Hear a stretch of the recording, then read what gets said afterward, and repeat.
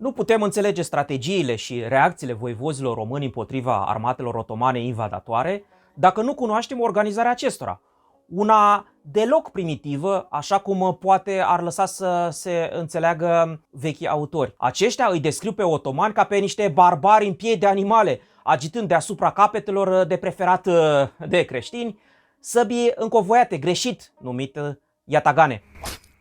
Ca și vechii romani, otomanii au fost maestri în detectarea și preluarea a ceea ce era mai bun la vecini, vasali și mai ales la popoarele cucerite.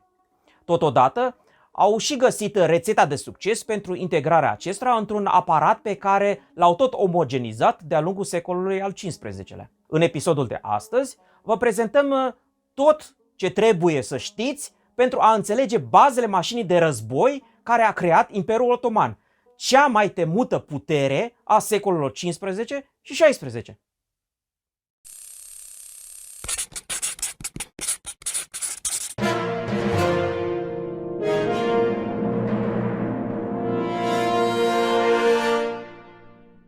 Vă salut!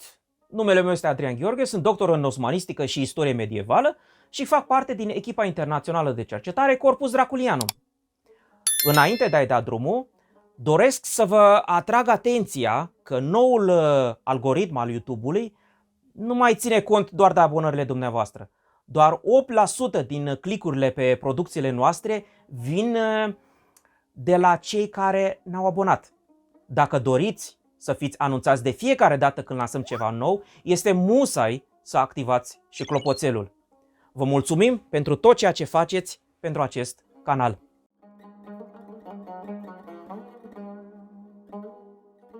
De la bun început trebuie știut că Imperiul Otoman era compus în secolul al XV-lea din două mari provincii, fiecare împărțită în mai multe unități administrative la origine militare, numite sanjak, adică steag. Partea asiatică a Imperiului se numea Anadolu, adică Anatolia. Și nu, Anadolu nu este un nume turcesc și nu înseamnă ținutul plin de mame, așa cum pretinde lingvistul Erdogan, ci vine din greacă însemnând Orient. Numele părții europene face referire tot la o moștenire pre-otomană. Rum-Eli, Rumelia în română, înseamnă țara romanilor, prin aceasta referindu-se la fostele teritorii bizantine numite Romania de către latini. Da, de aici vine și numele României. Aceste două părți se numeau Beylerbeylik și erau conduse de către un beylerbey, adică în traducere liberă beiul beilor, simpli bei fiind toți ceilalți administratori. Fiecare dintre cele două mari provincii avea armata sa separată condusă de beylerbey, campa, mărșăluia și lupta autonom. Organizarea și distribuția armatei otomane aflată în campanie reproducea simbolic geografia Imperiului, cu sultanul în centrul dispozitivului ori taberei și înconjurat de trupele de poartă. În dreapta sa se aflau trupele Rumeliei, iar în stânga cele ale Anatoliei. Mulți dintre dumneavoastră vor zice că sultanii ăștia au cam chiulit de la lecțiile de geografie, fiindcă provinciile par inversate în relație cu punctele cardinale. În realitate, este doar o chestiune de perspectivă. Noi suntem obișnuiți astăzi cu hărțile moderne și cu nordul care e plasat unde se agață harta în cui. Pentru otomani însă și lumea islamică în general, sultanul și palatul său erau centrul lumii, de unde se privea ceea ce este în jur. Deci privite din Edirne și apoi din Constantinopol, Anatolia era într-adevăr în stânga, iar Rumelia în dreapta.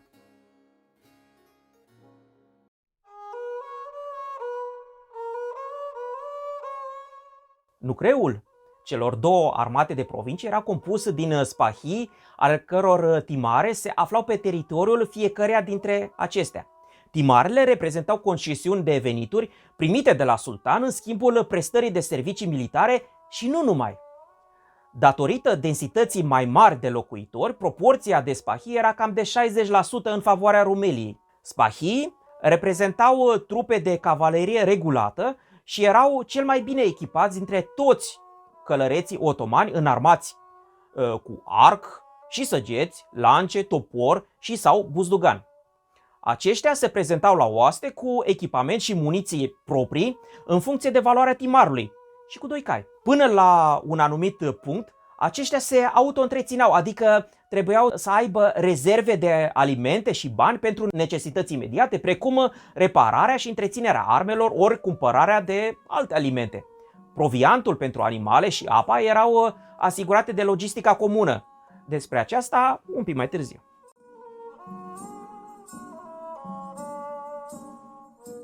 La acești spahii se adaugau trupele neregulate sau auxiliare, cum se mai numesc, recrutate pe plan local, însă remunerate indirect, în special prin ceea ce reușeau să pună mâna în campanii, dar și prin unele reduceri fiscale. Cele mai cunoscute trupe neregulate întâlnite în ambele provincii erau azapii sau azeb, infanteriști înarmați ușor, al căror rol era mai ales de hărțuire. Ca și în cazul spahilor, Anatolia și Rumelia aveau propriile contingente separate de azapi. Cei mai mulți auxiliari se aflau însă în Rumelia. Toți sunt moșteniri de la popoarele cucerite, ori creații otomane bazate pe aceste moșteniri. Cele mai importante trupe de acest gen erau cele de voinuc, din cuvântul slavonesc voinic, adică războinic, luptător, soldat, și martolos, adică echivalentul grecesc al acestui termen slavonesc. La aceștia se adăugau trupe formate preponderent ori exclusiv din musulmani, precum Iaia, Pedești și Muselem, preponderent călare, recrutate cu precădere dintre comunitățile seminomade, emigrate din Anatolia și colonizate de autoritățile otomane în câmpiile Balcanilor. Dintre aceste comunități militarizate, dar și altele, se recrutau faimoșii acângii. Despre aceștia, bineînțeles, într-un episod separat.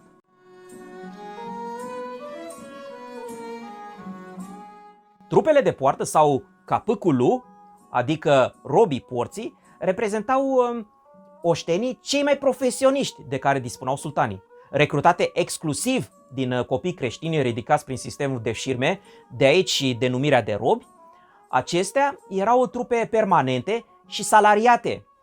Majoritatea dintre noi suntem familiari doar cu celebrii ieniceri. Ei bine, aceștia erau doar unul dintre cele 4 regimente, adică ogeac, de poartă.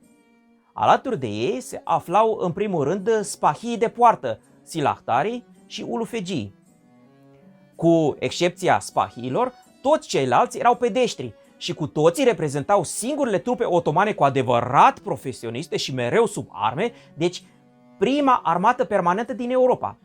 De notat că ienicerii în osmană, nu erau doar luptători în război ori gărzi ale sultanilor și înalților demnitari otomani, ci făceau parte din garnizoanele principalelor orașe și chiar îndeplineau funcția de poliție în Istanbul. Mai târziu, în secolul al XVI-lea, ienicerii au început să exercite funcții similare și pe lângă vasalii otomani. Spre exemplu, domnitorii țărilor române ajungeau pe tron însoțiți de mici contingente de ieniceri care rămâneau o vreme alături de ei până când proaspăt sau reînscăunatul voievod își consolida puterea.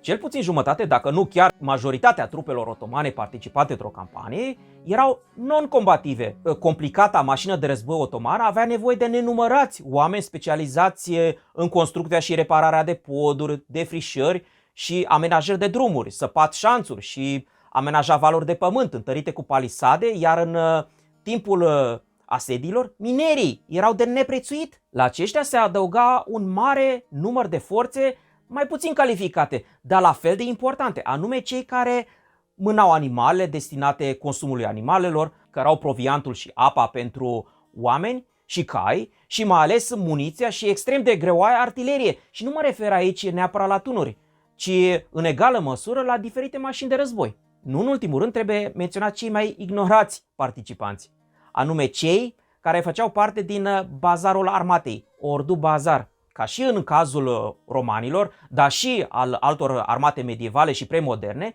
armatele erau însoțite de diferiți prestatori sau prestatoare de servicii, de la meșteșugari și bucătari până la Mă înțelegeți dumneavoastră. O enormă ușurare pentru logistica otomană erau numeroasele depozite cu provizii destinate armatei. Acestea erau amplasate de-a lungul principalelor rute de marș și aprovizionate regulat sub amenințarea unor pedepse foarte aspre.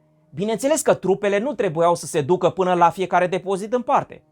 Comunitățile prin care trecea o armată la un moment dat erau obligate să presteze munci extraordinare un număr de zile pentru o armată, corvoade cum le-am numit noi în țările române, sau avarizi cum le numeau otomanii, cu propriile animale, cu căruțe sau cu propriile brațe. Chestiunea se complica exponențial în momentul în care otomanii treceau Dunărea și trebuiau ori să se aprovizioneze prin jaf din teritoriu, ori să formeze trenuri de aprovizionare extrem de lungi până la cele mai apropiate depozite aflate dincolo de Dunăre, în teritoriul otoman.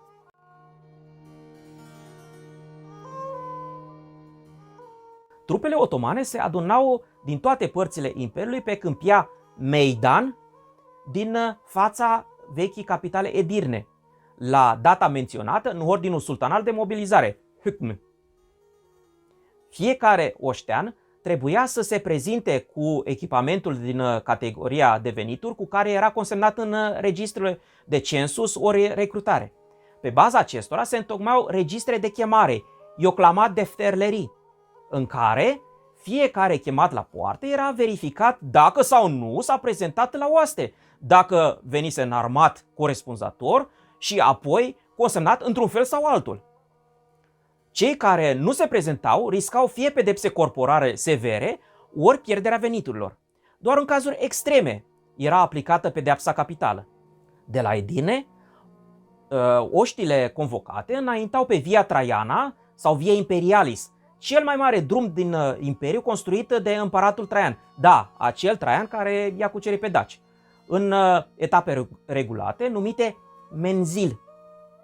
Cel mai lung menzil parcurs într-o zi și consemnat în istorie a fost de 22 de kilometri, însă de obicei trupele înaintau medie cam cu 12 km pe zi.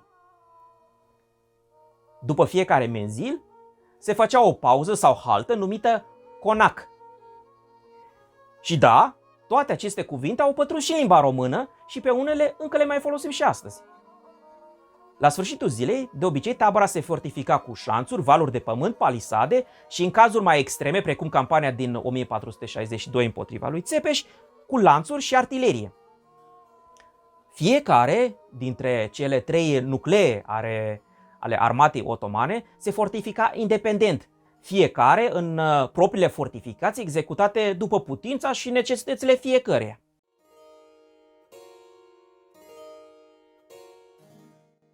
Motivația plecării în campanie era de trei feluri. Ideologico-religioasă, pentru cine credea și înghețea gălușca, materială, probabil pentru marea majoritate, și punitivă, adică unii nu aveau încotro, fiindcă altfel aveau mai mult de pierdut decât de câștigat. Otomanii au construit o robustă ideologie militară bazată pe doctrina războiului pentru credință, jihad. Din acest motiv, orice campanie, mai mare sau mai mică, era declarată Gaza, iar conducătorii acesteia trebuiau să parcurgă toate ritualele simbolice menite să reliefeze cauza nobilă a islamului pentru care pretindeau că luptă și nu să-i trădeze ca pe unii puși doar pe căpătuială ori răzbunarea pe gheauri neascultători, ceea ce probabil și făceau în realitate. Mai mult despre ideologie, religie, motivație și mai ales prăpastia dintre pretenție și realitate într-un episod special. Până atunci însă, așa cum Maria sa obișnuia să-și încheie scrisorile slavone, vă urăm din toată inima și Dumnezeu să vă veselească. La revedere!